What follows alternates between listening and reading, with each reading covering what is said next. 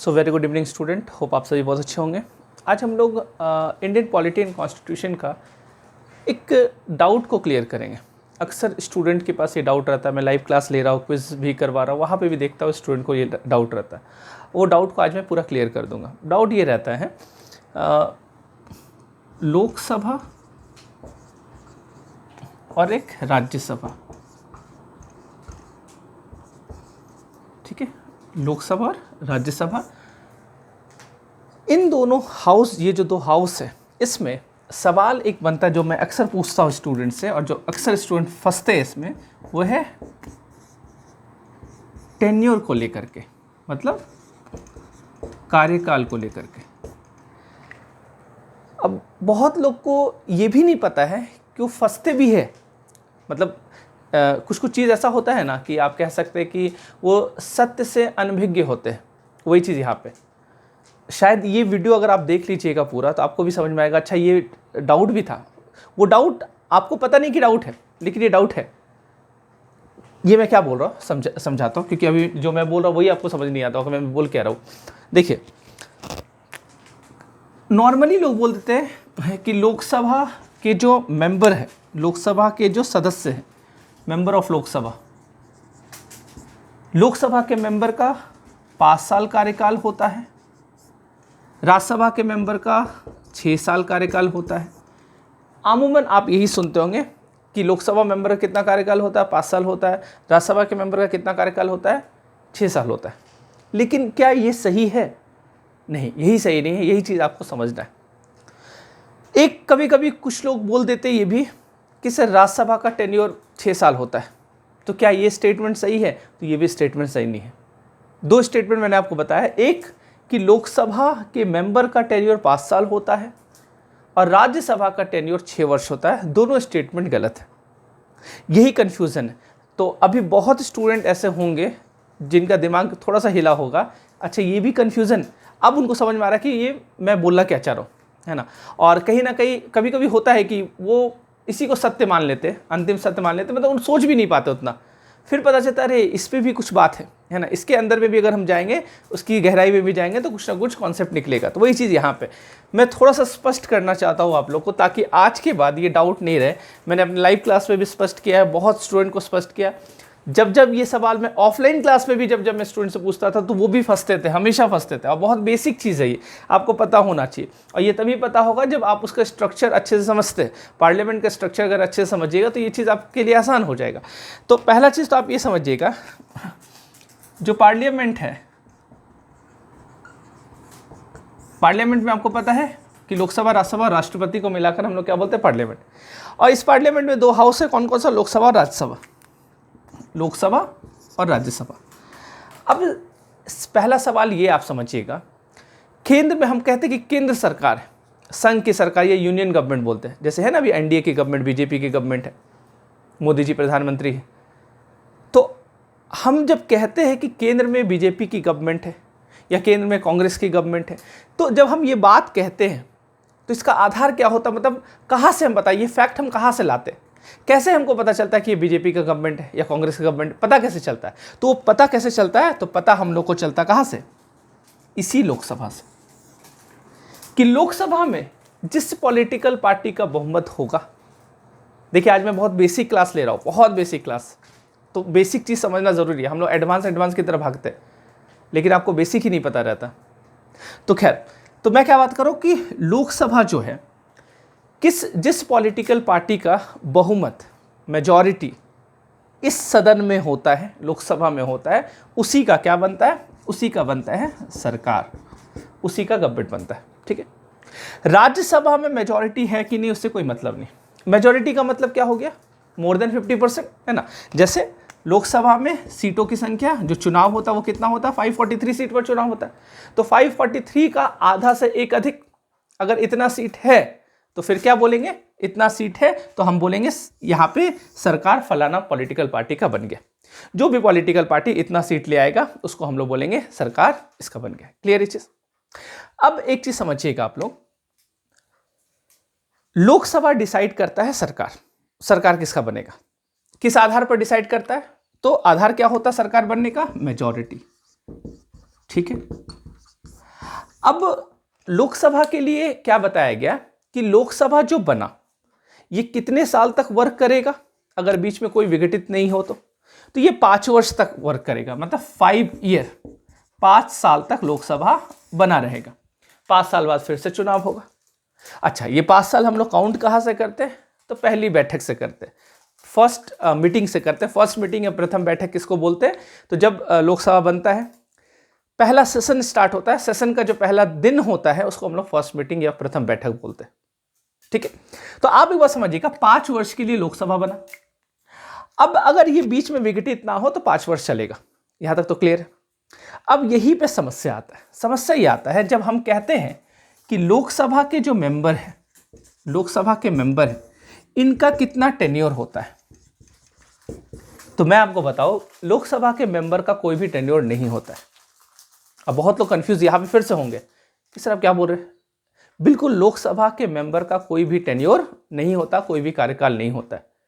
तो किसका टेन्योर होता है? तो टेन्योर होता है लोकसभा का, इस हाउस का। समझ पा रहे बात को? मैं आपको स्पष्ट करूंगा, अभी बहुत अच्छे से स्पष्ट करूंगा। आप पहले ये समझिए, मैं आपको प्रूफ करके दिखाता हूं कि लोकसभा के मेंबर का टेन्योर क्यों नहीं होता है। फॉर एग्जाम्पल, अगर आपकी बात मैं मान लूं और मैं मान लेता हूं कि लोकसभा के मेंबर का कार्यकाल है 5 ईयर, लोकसभा के मेंबर का कार्यकाल है 5 ईयर, मान लेते हैं। ठीक है, एक एग्जाम्पल लेते हैं। मान लेते हैं कि 2024 में लोकसभा के मेंबर है ना, लोकसभा के मेंबर बने, 2024 में चुनाव हुआ, और ये मेंबर कब तक बने रहेंगे? 2029 तक बने रहेंगे, है ना, 2029 तक बने रहेंगे। अब एक बात आप बताइएगा, 5 साल अगर इनका टेन्योर होता है तो आप बताइए, अगर लोकसभा 2026 में डिसॉल्व हो जाए, क्योंकि अभी जैसे कि बीजेपी के पास पूर्ण बहुमत तो है नहीं, एनडीए का गठबंधन है। आपको पता है कि बहुत सारे पॉलिटिकल पार्टी मिलकर क्या बनाए? गठबंधन है, जिसको एनडीए बोलते हैं। तो एनडीए का क्या है? सरकार बना है। मान लेते वो गठबंधन टूट जाए तो भारतीय जनता पार्टी के पास उतना भी बहुमत है नहीं कि वो फिर अपने बल पे सरकार बना पाएगा। तो आप बताइएगा, मान लेते 2026 में, 24 में चुनाव हुआ और 26 में बहुमत टूट गया, तो आप बताइएगा ये जो 543 एमपी है, मतलब लोकसभा के जो मेंबर है, एमपी बोलते हैं लोकसभा के मेंबर को, मेंबर ऑफ पार्लियामेंट, सांसद, संसद के सदस्य, सांसद। तो ये 543 मेंबर क्या बोलेंगे? मेरा टेन्योर तो 5 वर्ष है, तो लोकसभा भंग होगा, होने दो, हमको क्या मतलब इससे। तो आप एक बात बताइए, जब ये बोलेगा कि 5 वर्ष मेरा टेन्योर है, तो फिर 2026 में लोकसभा डिसॉल्व हो गया तो क्या फिर से चुनाव कैसे कराया जाएगा? बात समझ पा रहे हैं? इसलिए मेंबर का टेन्योर नहीं होता है, टेन्योर हाउस का होता है, लोकसभा का टेन्योर होता है। मतलब लोकसभा 5 वर्ष के लिए बना है, और जब तक लोकसभा बना हुआ है तब तक ही आपका टेन्योर है, तब तक ही आप मेंबर है।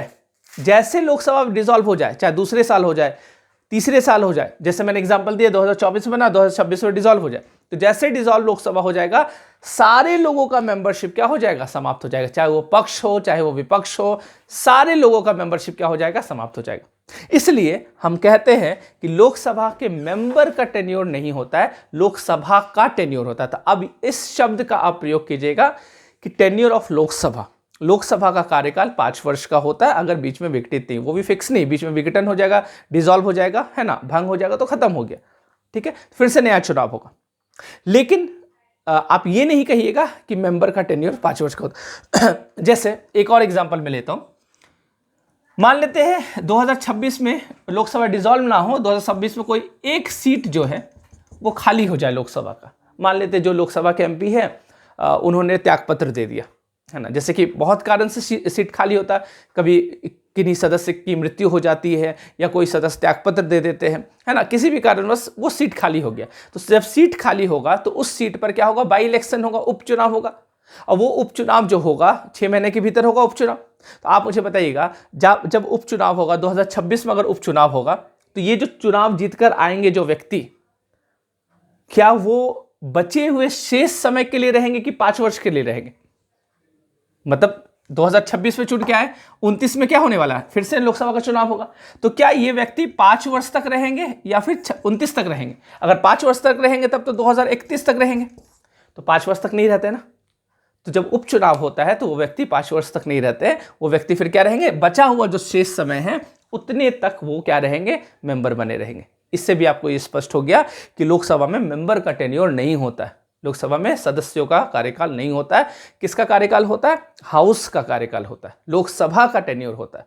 ये चीज स्पष्ट हुआ। तो मेरे ख्याल से अब ये चीज आपको समझ में आ गया होगा। फिर भी मैं बोलूंगा अगर कोई डाउट होगा तो आप पूछिएगा। ये तो हो गया लोकसभा का बात। अब चलिए समझते हैं राज्यसभा, है ना। अब राज्यसभा में क्या होता है, जब हम कहते हैं कि राज्यसभा का टेन्योर, पहला स्टेटमेंट मैंने आपको बताया था कि लोकसभा के मेंबर का टेन्योर, तो ये स्टेटमेंट क्या है, गलत है। आप हमेशा क्या बोलिएगा, लोकसभा का टेन्योर, है ना, हाउस का टेन्योर होता है। उसी प्रकार राज्यसभा जो है, राज्यसभा का टेन्योर नहीं होता है। राज्यसभा में हाउस का टेन्योर नहीं होता, राज्यसभा में मेंबर का टेन्योर होता है। क्यों? क्योंकि राज्यसभा को हम लोग परमानेंट हाउस बोलते हैं, राज्यसभा स्थायी सदन है। तो जब से राज्यसभा बना वो चलते आ रहा है, स्मूथली चलते जा रहा है, इसका विघटन नहीं होता, ये डिसॉल्व नहीं होता, ये भंग नहीं होता, क्योंकि यहां पे सरकार नहीं बनता। सरकार कहां पे बनता, लोकसभा में। तो सरकार, जिस भी पॉलिटिकल पार्टी का बहुमत लोकसभा में, उसी का सरकार बनेगा। अब मान लीजिए जिसका सरकार बना, जिस पॉलिटिकल पार्टी का, उसका बहुमत राज्यसभा में नहीं है, तो उससे कोई दिक्कत नहीं, उसके एक भी सदस्य राज्यसभा में नहीं है तो भी कोई दिक्कत नहीं, तो भी कोई दिक्कत नहीं। राज्यसभा जो होता है वो परमानेंट हाउस है, स्थायी सदन होता है, वो हमेशा चलते रहते हैं। इसलिए राज्यसभा में हाउस का टेन्योर नहीं होगा, जबकि ये स्थायी सदन नहीं होता लोकसभा। ये क्या था, विघटित होता है। हर 5-5 वर्ष में क्या होता है, ये डिसॉल्व होता है। बीच में भी डिसॉल्व हो सकता है, लेकिन हर 5 वर्ष में तो हो गई, सिस्टमेटिक तरीके से अगर चले तो। और राज्यसभा डिसॉल्व नहीं होता, राज्यसभा स्थायी सदन है। इसलिए यहां पे जो मेंबर बैठते हैं, इनका क्या होता है, इनका टेन्योर होता है। राज्यसभा में क्या होता है, मेंबर का टेन्योर होता है, जो कि 6 वर्ष का होता है। क्लियर है चीज?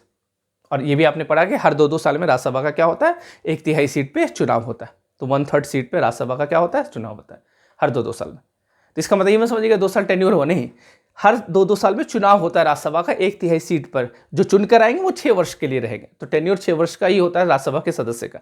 तो अब आपको मैं करेक्ट कर देता हूं स्टेटमेंट। क्या बोलना आपको बोलना है कि टेन्योर ऑफ, क्या बोलेंगे, अब मैं लिख देता हूं, आप बोलिएगा, यहां लिख देता हूं, टेन्योर ऑफ लोकसभा, ये करेक्ट स्टेटमेंट है। और टेन्योर ऑफ राज्यसभा मेंबर, ये भी करेक्ट स्टेटमेंट है। यदि मैं बोलूंगा टेन्योर ऑफ लोकसभा मेंबर, तो फिर गलत स्टेटमेंट हो जाएगा। यदि मैं बोलूंगा टेन्योर ऑफ राज्यसभा, तो भी गलत स्टेटमेंट हो जाएगा। सही स्टेटमेंट क्या होगा, टेन्योर ऑफ लोकसभा, लोकसभा का कार्यकाल, और टेन्योर ऑफ राज्यसभा मेंबर, मतलब राज्यसभा के सदस्यों का कार्यकाल। तो ये मेरे ख्याल से आपको स्पष्ट हो गया होगा। तो मिलते हैं नेक्स्ट क्लास में, आज के लिए इतना ही। Thank you so much.